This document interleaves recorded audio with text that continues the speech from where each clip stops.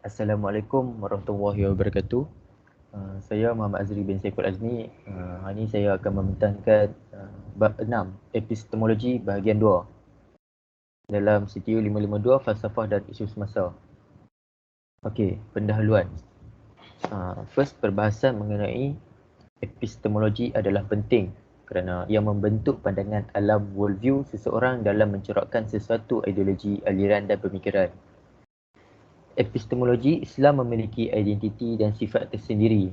Yang pertama adalah berdiri atas kerangka wahyu ilahi, iaitu memberikan satu kaedah yang kukuh dan konsisten dalam mencapai ilmu dan menilai kesahan sesuatu penyataan.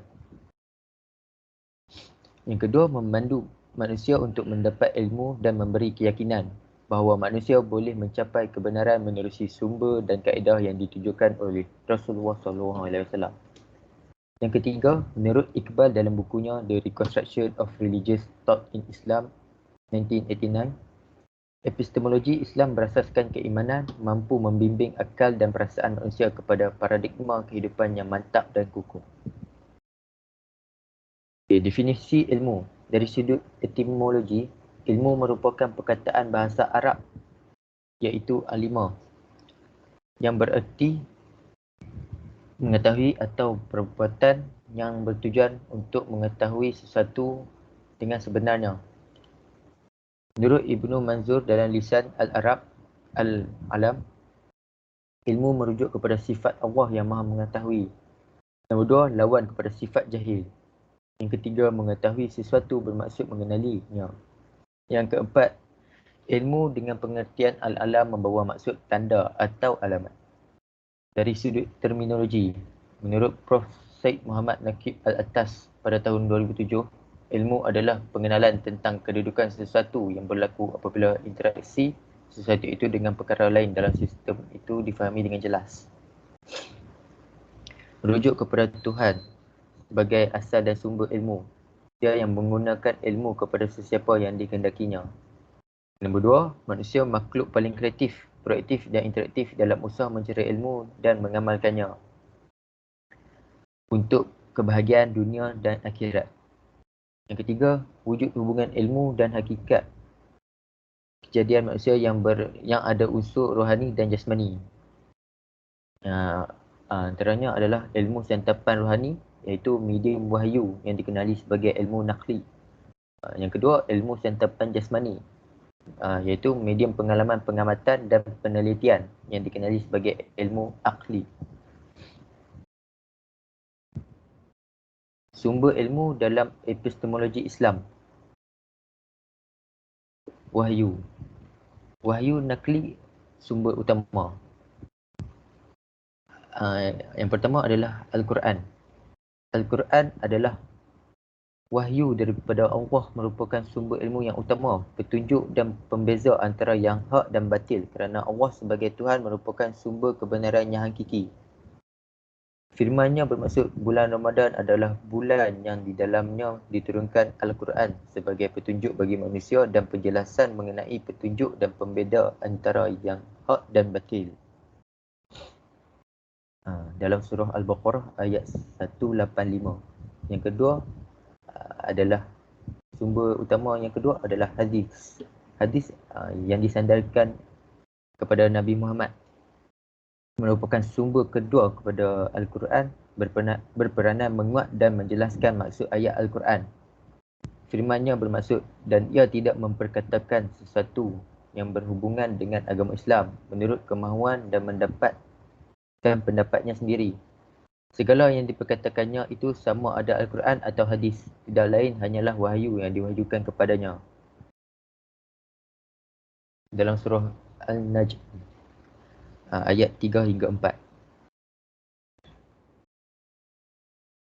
Sumber yang tepat dan yang diyakini merupakan sumber dalam segala ilmu, sama ada berkaitan fizik maupun metafizik, seperti syurga, neraka, malaikat, azab, kubur dan lain-lain. Selain dari wahyu, Islam menerima akal dan panca indera sebagai saluran mendapatkan ilmu, namun ia tidak menandingi kedudukan Al-Quran sebagai sumber kebenaran. Yang kedua, ilham ataupun intuisi. Intuisi atau ilham merupakan sumber ilmu bersifat dalaman yang berkaitan dengan hati, jiwa dan batin seseorang. Ilham yang benar datang dari Allah Subhanahu Wa Taala yang dicampurkan ke dalam hati seseorang yang berjiwa bersih melalui kasyaf, bukan melalui pembelajaran. Ia adalah unik kerana dianugerahkan oleh Allah Subhanahu Wa Taala secara langsung menerusi mata hati dan gerak hati. Hati yang sihat, bersih dan ikhlas akan menggerakkannya ke arah pemahaman yang murni tentang fenomena-fenomena alam yang tidak mungkin tercapai kebenarannya dengan penggunaan akal semata-mata. Imam Al-Ghazali menyatakan bahawa ilham adalah berupa cahaya yang datang kepada hati nurani, bersih dan lembut. Ia adalah ilmu yang didapati tanpa jalan mengkaji dan mencari dalil. Ia boleh diperolehi melalui jalan mujahadah, iaitu latihan bersungguh-sungguh riadah seperti melakukan amalan ibadah sunat selain fardu, berzikir, puasa, bertafakur dan bertadabur.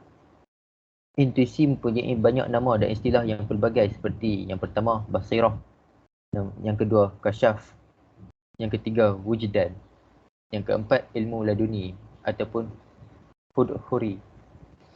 Contoh intuisi adalah kekuatan mata hati Nabi Allah Khidir AS yang mampu menangkapi realiti sosial melalui ilmu laduni.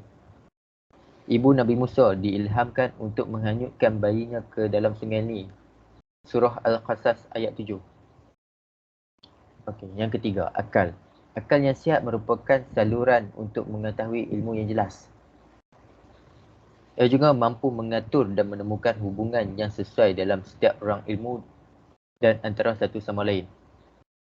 Ia merupakan fakulti mental yang mampu mengambil pengajaran daripada pengalaman. Menurut Imam Al-Ghazali, akal diciptakan Allah dalam keadaan sempurna dan mulia sehingga mampu menaikkan darjat manusia. Dengan akal, semua makhluk tunduk kepada manusia. Kedudukannya seperti seorang raja yang memiliki banyak pasukan. Ia mempunyai kemampuan membedakan membedakan antara yang hak dan batil serta memahami sesuatu perkara. Kebahagiaan spiritual adalah akal kerana menyebabkan fizikal seseorang memperolehi kekuatan.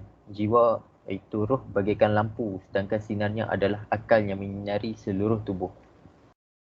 Dalam mendapatkan ilmu, akal dan indera tidak dapat dipisahkan kerana keduanya saling berhubungan. Sebagaimana panca indera, akal juga mempunyai kelemahan. Misalnya, ia tidak dapat berfikir tentang perkara gaib. Yang keempat, panca indera. Lima panca indera dalam proses mencari ilmu. Yang pertama ialah indera rasa, bau, sentuhan, penglihatan, pendengaran. Menurut Irfan Ahmad Khan, menurut Al-Quran sumber pengetahuan dan dapat ditemukan melalui tiga jalan, yakni Al-Sama' pendengaran, Al-Bashar penglihatan dan Al-Qalab hati. Bagaimanapun, kebenaran yang diperolehi tidak semestinya selalu betul dan tepat. Misalnya matahari kelihatan kecil oleh mata sedangkan kenyataannya adalah sebaliknya. Imam Al-Ghazali dalam bukunya Al-Munkis min Al-Dalal, metode indera tidak menimbulkan keyakinan. Seperti mana akal panca indera sahaja tidak mencukupi untuk memahami fenomena-fenomena yang ada. Okey. Sekian, terima kasih daripada saya. Saya akan serahkan pembentangan kepada kawan saya yang seterusnya. Assalamualaikum, nama saya Muhammad Irfan bin Muhammad Fuad dan saya akan menyambungkan pembentangan bab 6 bahagian 2, iaitu 3 kecenderungan epistemologi Islam terhadap sumber ilmu. Yang pertama ialah bayani. Epistemologi bayani adalah epistemologi yang beranggapan bahawa sumber ilmu adalah teks wahyu atau kefahaman dari teks. Dan yang kedua ialah irfani. Epistemologi irfani adalah epistemologi yang beranggapan bahawa sumber ilmu pengetahuan adalah ilham. Dan epistemologi ini memiliki metod yang khas dalam mendapatkan pengetahuan, yakni metod Yashkash. Yang ketiga ialah burhani. Epistemologi burhani adalah epistemologi yang berpandangan bahawa sumber pengetahuan adalah akal. Ibnu Khaldun menyebut epistemologi ini dengan knowledge in intellect. Epistemologi ini disebut juga epistemologi falsafah kerana merujuk kepada tradisi intelektual Yunani. Maratib al-ilm, hierarki ilmu dan pembahagian ilmu. Maratib al-ilm, hierarki ilmu. Maratib al-ilmu bermaksud tingkat-tingkat ilmu atau hierarki ilmu. Islam meletakkan ilmu martabatnya yang tertentu. Sheikh Hussein Nas dalam bukunya Sign of Civilization in Islam 1984. Klasifikasi yang dilakukan oleh Islam terhadap ilmu berdasarkan prinsip hierarki atau maratib ilmu. Ilmu nakli menjadi teras sistem pendidikan Islam. Imam Al-Ghazali dalam Ihya Ulumuddin. Ilmu yang tertinggi dari pelbagai bidang ilmu ialah yang dimiliki oleh Allah yang diwahyukan kepada Rasulnya. Malah seseorang itu dapat mencapai tahap kesempurnaan apabila dianugerahkan dengan ilmu ketuhanan. Profesor Muhammad Abdul Rauf dalam bukunya The Muslim Mind. Ilmu wahyu diturunkan oleh Allah untuk membimbing manusia di dalam semua aspek, terutamanya dalam 5 aspek penting yang tidak dapat diselesaikan dengan akal, iaitu ketuhanan, perkara gaib, ibadah, akhlak dan perundangan. Memandangkan kewibawaan wahyu ke atas akal manusia, maka kegiatan rasional meliputi falsafah, sains dan teknologi sewajarnya dipandu prinsip wahyu. Dari asas idea ini lahir gagasan maratib al-ilmu dalam perspektif Islam. Menurut Naqib Al-Altas, apabila seseorang itu mengiktirafkan dan mengakui hakikat bahawa terdapat sesuatu hierarki ilmu, maka akan lahirlah sikap memuliakan, mengasihi, menghormati, rasa rendah diri dan bijaksana. Hai, saya Alden dan saya akan menyambungkan pembentangan bab 6 bahagian kedua, iaitu pada pembahagian dan hierarki ilmu. Pembahagian dan hierarki ilmu boleh dinilaikan berdasarkan aspek berikut, iaitu sumber, hukum dan keperluan. Aspek yang pertama ialah sumber ilmu. Sumber ilmu terpecah kepada dua, iaitu nakli ataupun wahyu, dan kedua ialah akli yang membawa maksud intelek. Aspek yang kedua adalah hukum mempelajari ilmu. Hukum mempelajari ilmu terbahagi kepada dua, iaitu fardu ain dan fardu kifayah. Aspek yang ketiga adalah keperluan ilmu. Yang pertama sekali ia adalah pembahagian ilmu menurut Imam Al-Ghazali. Di sini, ilmu fardu kifayah ditekankan lebih mendalam, iaitu syariah dan bukan syariah. Fardu kifayah bukan syariah merangkumi 3 jenis ilmu, iaitu ilmu terpuji, ilmu harus dan ilmu tercela. Ilmu terpuji adalah seperti matematik, astronomi, undang-undang dan lain-lain. Ilmu harus pula iaitu merangkumi falsafah, sastra dan sejarah dan juga lain-lain.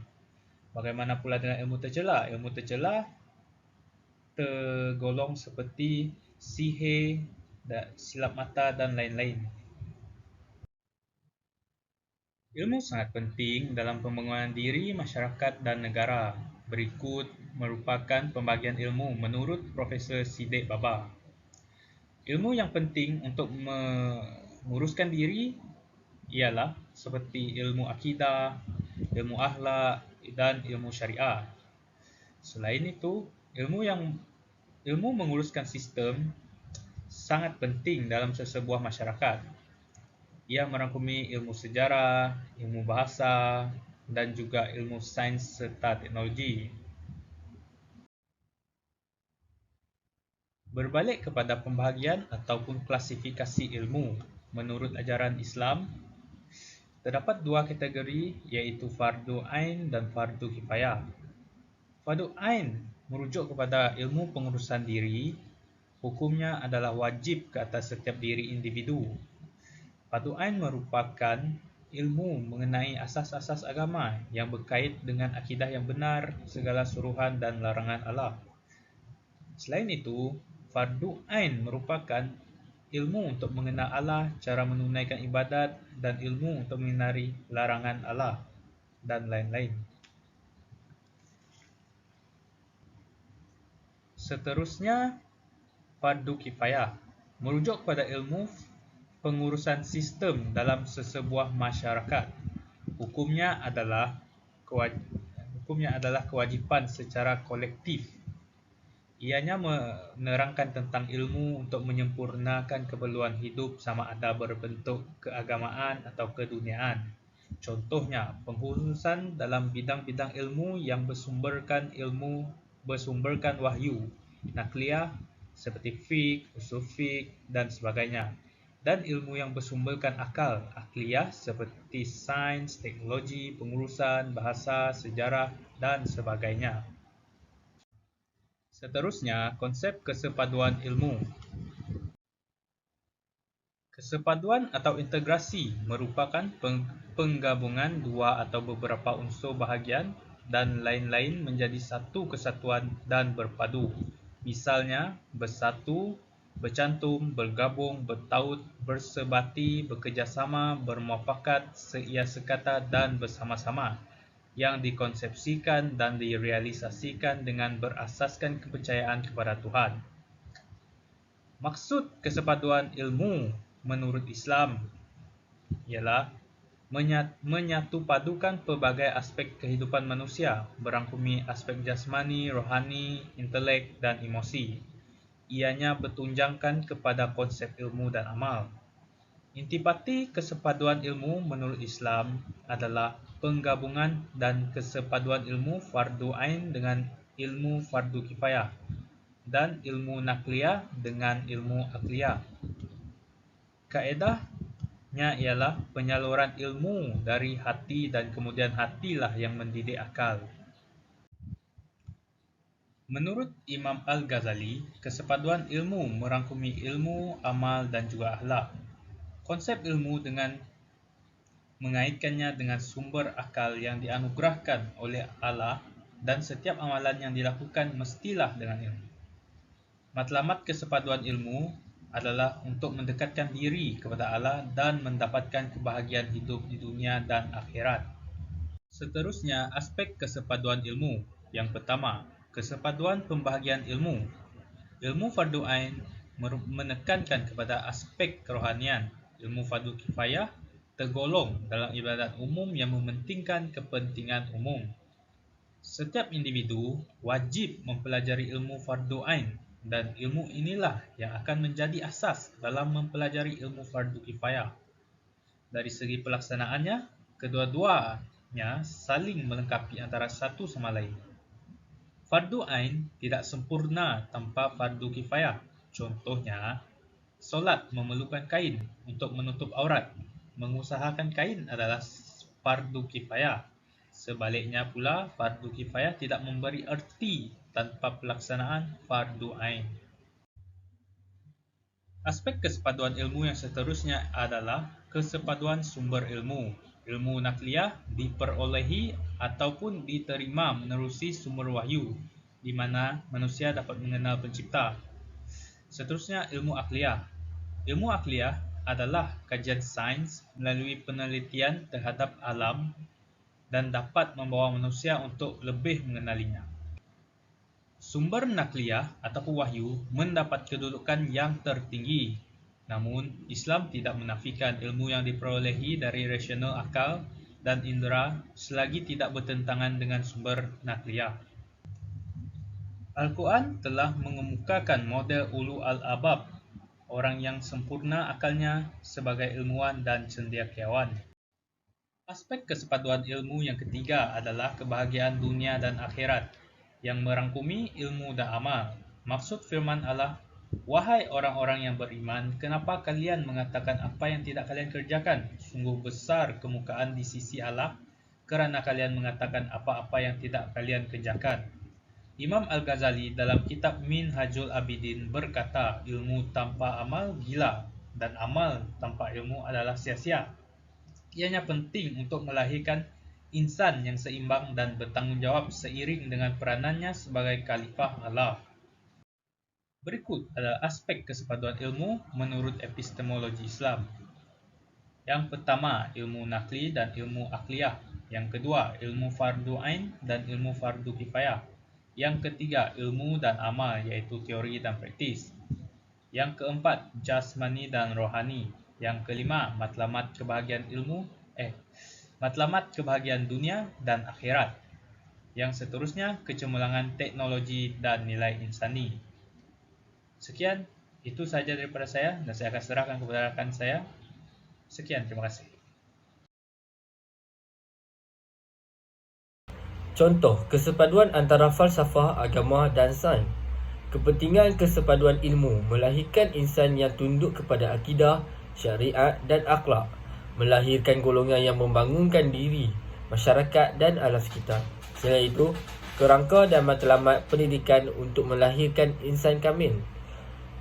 Seterusnya, pembangunan individu yang serba boleh, dan akhir sekali, persediaan untuk hidup bahagia di dunia dan di akhirat. Pendidikan bersepadu. Yang pertama daripada Abdul Halim Muhammad.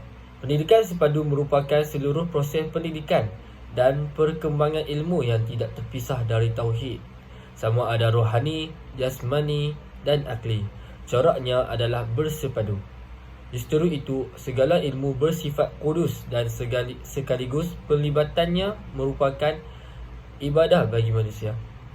Yang kedua daripada Muhammad Kamal Hasan.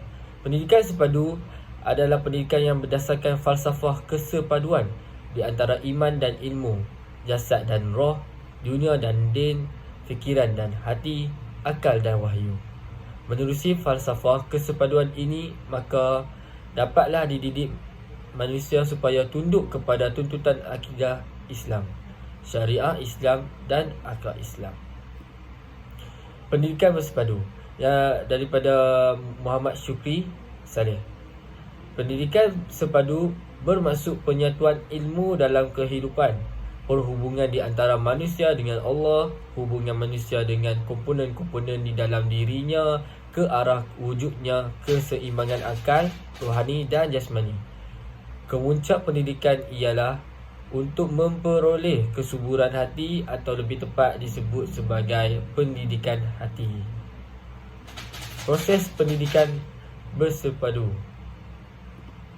Al-Ghazali menekankan maksud pendidikan ialah menanamkan perangai baik dalam diri kanak-kanak supaya mereka dapat menilai antara yang benar dan yang salah. Hal ini disokong pula oleh pandangan Syekh Muhammad Naqwi yang menegaskan bahawa pendidikan takdib merupakan proses penerapan adab ke dalam diri seseorang. Proses takdib, penguasaan ilmu, amalan dan penghayatan, bina keyakinan diri dan kukuhkan iman.